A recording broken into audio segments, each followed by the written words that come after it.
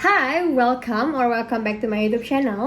Jadi di video kali ini aku nggak bakal sendirian, aku bakal ditemani oleh seseorang untuk membahas rekrutmen bersama BUMN.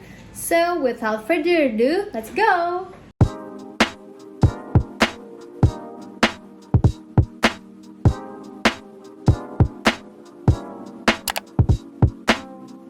Okay, so this is my guest star hari ini. Yeay. Oke, jadi kayak tak kenal maka tak sayang. Mungkin kenalan dulu kali ya. Boleh sebutkan namanya Kak dan sebagai apa, di mana gitu ya. Oke, halo semuanya. Aku Anissa Kiranti, bisa dipanggil Ica. Untuk kerjanya aku ya kerja di salah satu BUMN di Jakarta sebagai Officer 3 Product Manager. Di sini aku diundang oleh Ayah untuk ya kalian tahu lah ya, kan ada Next FHCI di tahun ini. Mungkin aku akan sharing sedikit lah tentang pengalaman aku sebelumnya mengikuti FHCI BUMN di tahun 2022 gitu. Oke, jadi setelah seperti yang udah dijelaskan nih sama Kak Ica bahwa dia udah mengikuti FHCI rekrutmen BUMN tahun 2022. Jadi baru banget nih, baru anget banget. Jadi mungkin kita bisa sharing-sharing di sini ya Kak terkait rekrutmen bersama. Oke, jadi seperti yang di-mention sama Kak Ica nih tentang FHCI, rekrutmen bersama BUMN. Mungkin boleh diceritain sedikit nih Kak tentang rekrutmen bersama BUMN itu apa, FHCI itu apa? Oke, jadi rekrutmen bersama BUMN sendiri ya as the name implies itu ya, rekrutmen dilakukan secara masif oleh Kementerian BUMN yang dimana job posternya itu adalah BUMN yang memang ada job vacancy di perusahaannya seperti itu. Nah, rekrutmen bersama BUMN ini dilakukan oleh FHCI namanya, yaitu Forum Human Capital Indonesia yang merupakan bagian dari Kementerian BUMN itu sendiri. Seperti itu singkatnya. Kalau misalnya mau tahu lebih lanjut, bisa langsung lihat di website rekrutmen bersama BUMN segera. Oke, mungkin kalau sekarang belum muncul sih website-nya Kak. Tapi ntar pasti akan muncul sih untuk detailnya. Stay tune. Stay tune. Ntar linknya aku taruh di sini ya. Oke, jadi seperti yang teman-teman mungkin udah lihat nih di Instagram postnya Bapak Menteri Erick Thohir dan juga Kementerian BUMN terkait timelinenya, mungkin aku sebutkan lagi di sini ya. Jadi untuk registrasi sendiri itu dimulai dari tanggal 5 sampai 20 Mei. Terus untuk tes TKD dan akhlak itu dimulai dari tanggal 10 sampai 19 Juni. Kemudian untuk tes bahasa Inggris itu tanggal 8 sampai 12 Juli dan tes oleh BUMN yang bersangkutan itu tanggal 22 Juli sampai 9 Agustus dan untuk pengumuman final nanti akan ada di tanggal 16 Agustus gitu. Oke, mungkin terkait timeline nih Kak, tahun lalu tuh timelinenya sesuaikah dengan yang di post atau ada ngaret-ngaretnya?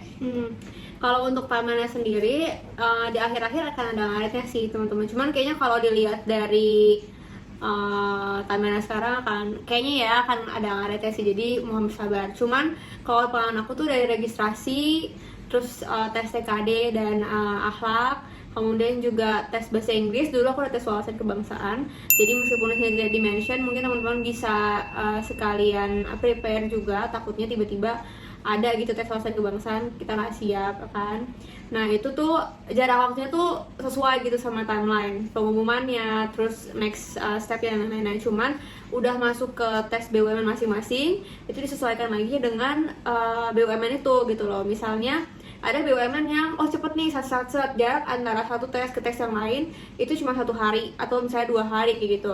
Tapi ada juga yang mungkin ada yang 2 minggu, seminggu sampai 2 minggu gitu. Jadi balik lagi ke BUMN masing-masing dan setiap BUMN pun juga tes bidangnya pun beda-beda gitu. Ada yang dia tuh tes digital, ada juga yang wawancara, ada FGD, tapi ada juga yang nggak pakai FGD. Jadi balik lagi ke BUMN masing-masing.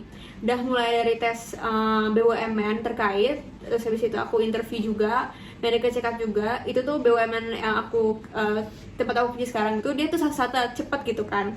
Nah jadinya pas udah selesai semuanya aku tuh ada nunggu sekitar 2 sampai 3 minggu gitu untuk lihat pengumuman finalnya di website FHCI. karena again karena rekrutmen usaha BUMN pengumumannya pun serentak, jadi harus tungguin BUMN lain yang memang masih interview atau medical check up kayak gitu sih pengalaman aku tahun lalu. Oke, jadi emang timeline tuh agak sulit ya untuk sesuai. Jadi kayak teman-teman tetap tungguin aja, bersabar gitu untuk nungguin pengumumannya dan next step-nya gitu. Ya, jadi emang harus rajin-rajin memantau website FHCI juga gitu teman-teman, karena siapa tahu tiba-tiba dapat ijo kan untuk lanjut ke tahap selanjutnya. Ya alhamdulillah gitu kan, untuk jadi kita udah dapat waktu lah untuk prepare ke tahap selanjutnya. Biasanya juga masuk ke email sih, jadi ya ditunggu aja gitu.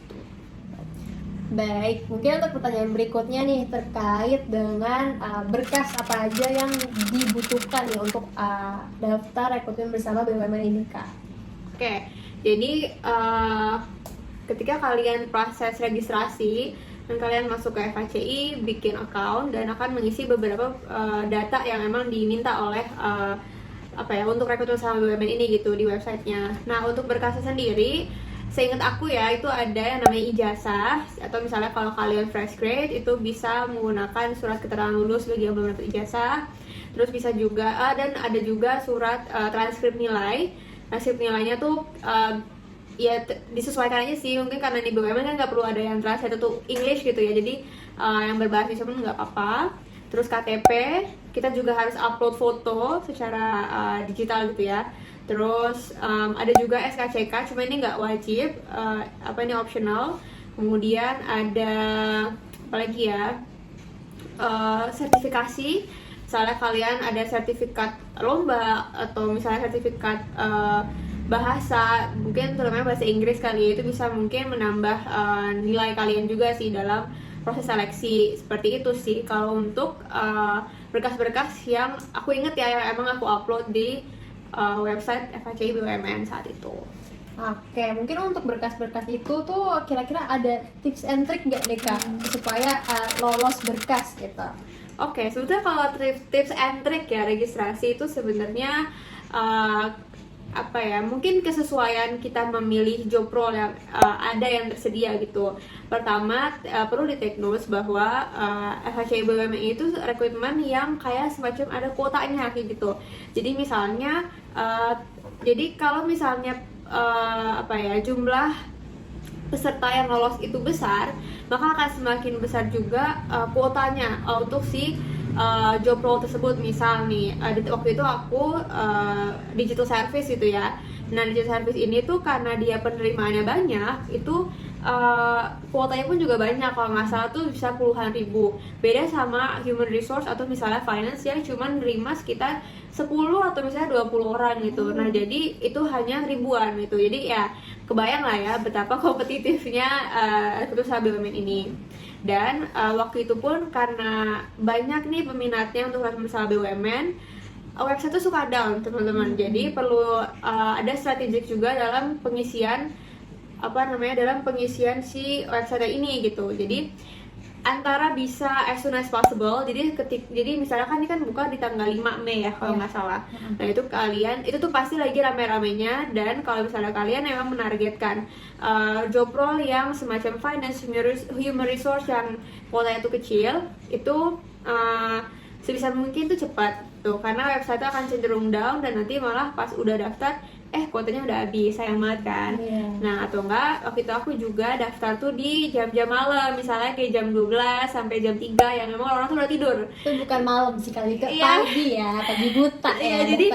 Jadi kan orang-orang kan juga pada tidur kan. Nah, disitulah kita mungkin bagi yang muslim habis sholat tahajud kan, Masya Allah ya. Daripada tidur lagi nunggu sholat subuh, mending tuh daftarin tuh website BUMN ini gitu, kita buka, kita isi gitu, dan itu akan jauh lebih mudah kayak gitu sih. Dan aku sebenarnya kurang tahu sih policy atau regulasi di FHCI BUMN ini yang sekarang, apakah boleh milih jadi waktu itu tuh waktu zaman aku, kita tuh boleh milih 3 perusahaan BUMN dengan job role yang berbeda, yang pasti menyesuaikan dengan lulusan kita ya. Karena balik lagi, karena dia sistem itu akan melihat seberapa cocok lulusan, maksudnya kayak gelar kayak pendidikan kita waktu di universitas dengan job role yang kita pilih gitu.